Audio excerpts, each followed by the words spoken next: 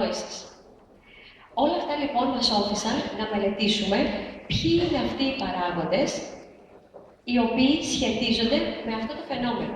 Δηλαδή, τι συμβαίνει ξαφνικά και τα παιδιά στην 5η Δημοτικού παρουσιάζουν μία, θα λέγαμε, από τη μία πλευρά άρνηση του να διαβάσουν περισσότερο, να ασχοληθούν με λογοτεχνικά βιβλία, και από την άλλη με τα μαθήματα του σχολείου τους που παρουσίαζαν περιορισμένους δείκτες, μικρούς δείκτες κατανόησης.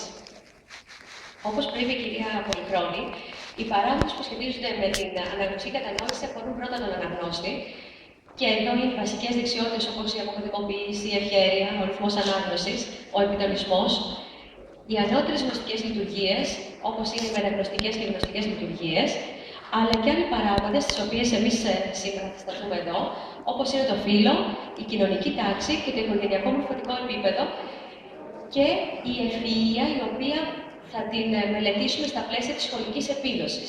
Δηλαδή, πόσο καλά θα καταφέρει το παιδί στο σχολείο.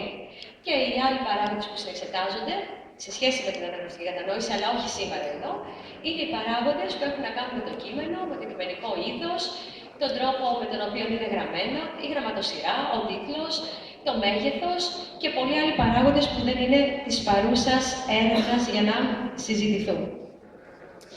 Τα επίπεδα τα οποία βρήκαμε για την αναγνωστική κατανόηση, για να μπορέσουμε να μελετήσουμε και να αξιολογήσουμε καλύτερα, είναι τα εξής 4. Είναι η λεξιλογική κατανόηση, είναι αντικειμενικά επίπεδα αξιολόγηση κατανόησης. Είναι η λεξιλογική κατανόηση, δηλαδή ένα παιδί, αν κατανοεί το λεξιλόγιο του κειμένου, είτε από τις προηγούμενες εμπειρίες του και γνώσεις του, είτε από τα συμφραζόμενα του κειμένου. Η κυριολεκτική κατανόηση, δηλαδή ερωτήσεις που κάνουμε στο παιδί, όπου η απάντηση βρίσκεται αυτούσια μέσα στο